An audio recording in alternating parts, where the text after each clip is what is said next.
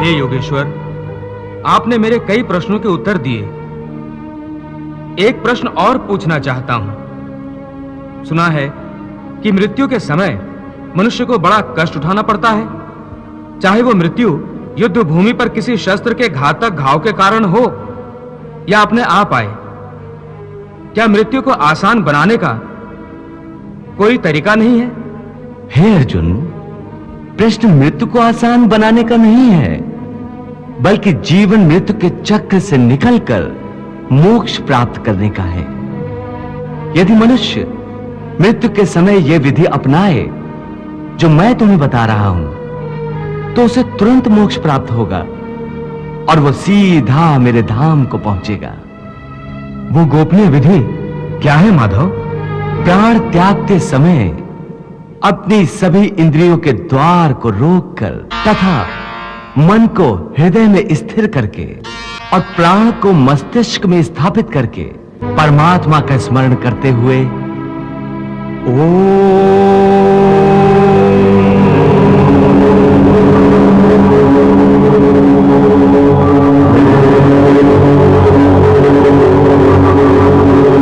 ओम मंत्र का उच्चारण करे तो वो मनुष्य जीवन भर कितना ही पापी क्यों न रहा हो, उसे मोक्ष अवश्य प्राप्त हो जाएगा। देवी, ओम केवल एक शब्द नहीं है, समस्त मंत्रों का शिरोमणि मंत्र है ओम।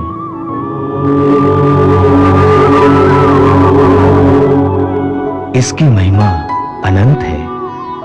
आध्यात्मिक साधना की सफलता का केंद्र बिंदु ओम है। सिद्धि प्राप्ति का सूत्र भी ओम है। ये वो कमंडल है जिससे सारा ज्ञान और सारी सृष्टियां उत्पन्न हुई हैं।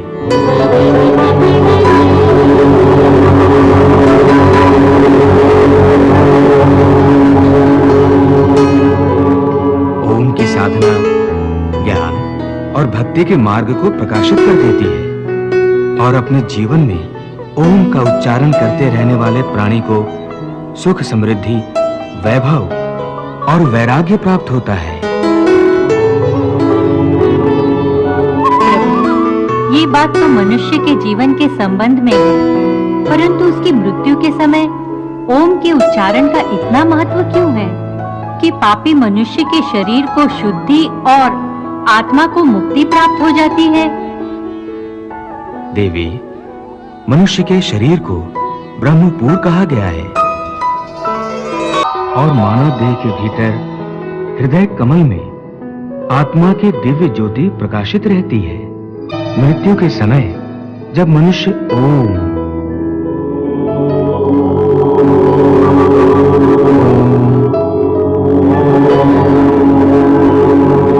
का मंद मंद उच्चारण एक लय के साथ करता है, तो आत्मा और परमात्मा दोनों ही महासुख और महा आनंद के साथ नाच उठते हैं और दोनों एक दूसरे से मिलन के लिए ऐसे व्याकुल हो जाते हैं जैसे युगों युगों से बिछड़े हुए दो प्रेमी सारी सीमाएं तोड़कर एक दूसरे में समा जाने को एक दूसरे की ओर बढ़ते हैं।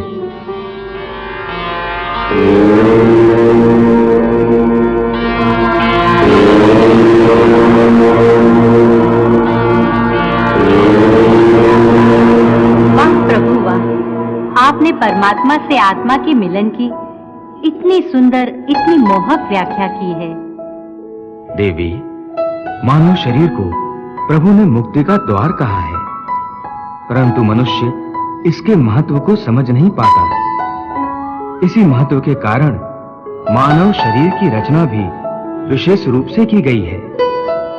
मनुष्य का देह एक छोटा सा ब्रह्मांड है जिसमें समस्त लोकों का निवास है। ब्रह्मरंध्र ब्रह्मलोक का प्रतीक है। मानव शरीर में तीनों लोग कैसे समा गए हैं प्रभु? मनुष्य के शरीर में पैरों से नाभि तक भूलोक है।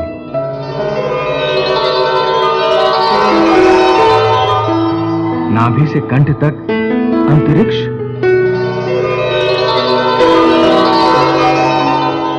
तथा कंठ से कपाल तक स्वर्गलोक है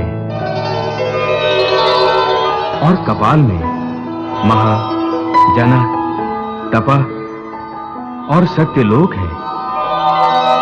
योगी जन मानव शरीर की इस बनावट को भली भांति समझते हैं, इसलिए वो देह त्यागने के समय प्राण को पहले ऊपर की ओर उठाकर कंठ में अर्थात अंतरिक्ष में ले आते हैं। कंठ के विशुद्ध चक्र से आज्ञा चक्र में ले जाते हैं और यहां से कपाल में सहस्रार में स्थापित करके ब्रह्मरंध्र के द्वारा ही अपने प्राण शरीर से निकाल देते हैं।